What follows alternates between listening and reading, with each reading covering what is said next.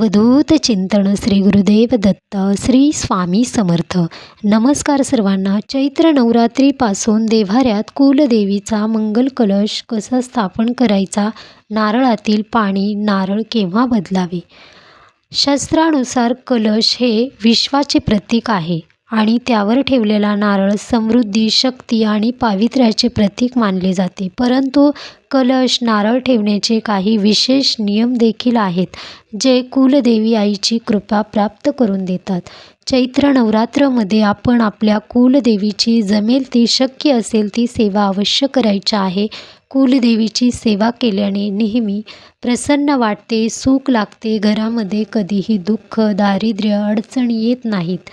प्रत्येक कुटुंबामध्ये काही ना काही अडचणी, समस्या असतात. ज्या घरामध्ये कुलदेवी मातेचा मान केला जात नाही, कुलदेवीची सेवा केली जात नाही, या कुटुंबामध्ये अशा काही गोष्टी घडतात. तर या गोष्टी घडू नये, कुलदेवी माताची सेवा नेहमी आपल्या हातून कोणतीही सेवा घडायला हवी. असे नाही की कुलदेवीची भरपूर सेवा करा. अगदी तुमच्या इच्छेने तुम्ही कोणतीही श्रद्धेने सेवा केल्यास कुलदेवी माता नक्कीच ती सेवा स्वीकार करते. पण सेवा अवश्य करायची आहे. असे नाही की आपण कुलदेवीची कोणतीही सेवा करत नाही. कुलदेवी माता प्रसन्न होते. कुलदेवीचा मान आपण नक्की कुलदेवताचा द्यायचाच आहे. तर चैत्र नवरात्रमध्ये आपण आपल्या कुलदेवीची कोणतीही सेवा करू शकता. अखंड दिवा प्रज्वलित करून आपल्या घरामध्ये कुलदेवीची सेवा करू शकता. कुलदेवीचे नामस्मरण करू शकता. तसेच चैत्र नवरात्रीपासून आपण आपल्या देव्हाऱ्यामध्ये कुलदेवी मातेचा मंगल कलशही स्थापना करू शकता. मंगल कलश स्थापना करायचीच आहे. प्रत्येक आपण जे आपल्या हिंदू धर्मामध्ये कोणतेही आपण मंगल कार्य केले जाते, तिथे सर्वात प्रथम मंगल कलश स्थापना होते, तेव्हाच आपले कोणतेही कार्य केले जाते. यासाठी आपल्या घरामध्ये आपली कुलदेवा साक्षात कुलदेवी माताच असते. मंगल कलश स्थापना जिथेही होते तिथे साक्षात कुलदेवी मातेचे स्वरूप मानले जाते.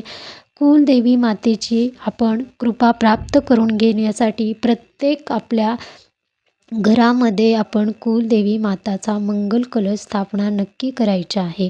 हा मंगल कलश नसून साक्षात ब्रह्मा, विष्णू, महेश आपली कुलदेवी मातेचा या कलशामध्ये वास राहतो. यासाठी आपण नावामध्येच मंगल हे आहे, तर आपल्या घरामध्ये नेहमी मंगल कार्य घडते. यासाठी कलश स्थापना कशी करायची आहे, नारळ केव्हा बदलायचा आहे, पाणी कधी बदलायचं आहे, संपूर्ण माहिती मी तुम्हाला या व्हिडिओमध्ये देणार आहे. हा व्हिडिओ स्किप न करता शेवटपर्यंत नक्की पहा. चॅनलवरती नवीन असाल तर चॅनलला सबस्क्राईब करा. व्हिडिओला एक लाईक अवश्य करा. कमेंटमध्ये श्री स्वामी समर्थ लिहायला विसरू नका. चैत्र नवरात्रीपासून आपण आत्तापर्यंत कधीही आपल्या कुलदेवीचा मंगल कलश स्थापना केली नाही, तर या चैत्र नवरात्रमध्ये आपण कुलदेवीच्या मंगल कलश स्थापना करू शकता.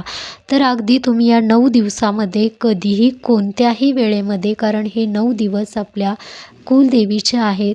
चैत्र नवरात्रीचे 9 दिवस आहेत. सर्व दिवस आपल्या शुभ आहेत. तर या दिवसामध्ये तुम्हाला अगदी कधीही मंगल कलश स्थापना करता येते.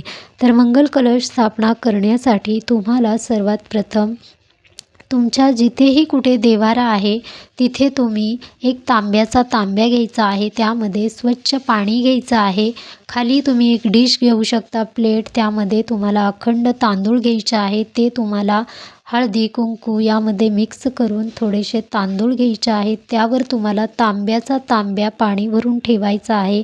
मनामध्ये फक्त कुलदेवताय नमः हा मंत्र सुरू ठेवायचा आहे. तुम्हाला त्यामध्ये पाणी भरून घ्यायचं आहे. हळदी कुंकवाचं स्वास्तिक काढायचं आहे.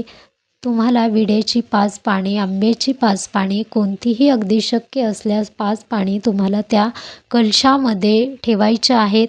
तुम्हाला एक सुपारी, 1 रुपयाचे एक नाणे, फूल, हळदी, कुंकू हे सर्व त्या कलशामध्ये टाकायचं आहे.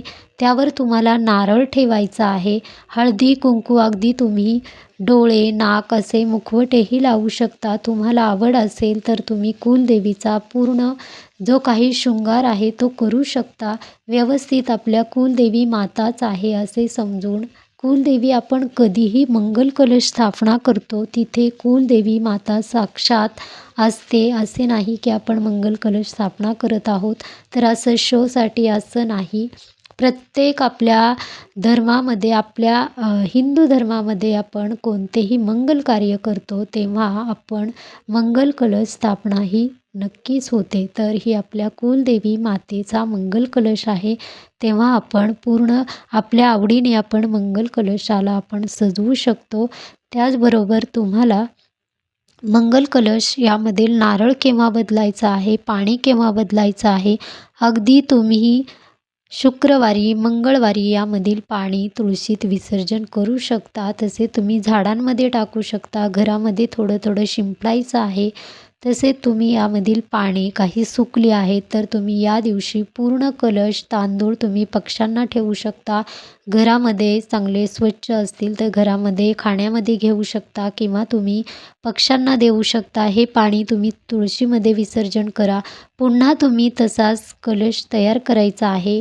पाने लावायची आहेत आंब्याची किंवा विड्याची पाने व्यवस्थित रोज आपण असे नाही की एक दिवस आपण मंगल कलश स्थापना केली आहे त्याकडे पाहायचं नाही, 8 दिवस 15 दिवस कधीही पाहायचं नाही, असे करू नका. तर ही आपली कुलदेवी माता आहे. कुलदेवी मातेची स्थापना आपल्या घरामध्ये झाली आहे. मंगल कलश स्थापना ही कुलदेवी मातेचंच रूप आहे. तर आपण दररोज सेवा करायची आहे. हळदी कुंकू फुले नैवेद्य दिवा प्रज्वलित करायचा आहे. अगरबत्ती कुलदेवताय नमः कोणताही मंत्र येत नाही तर आपल्या कुलदेवीचा आपण मंत्र बोलू शकता. अगदी आपल्या घरामध्ये कुलदेवी आहे आपण सेवा करत आहो अशी सेवा करा.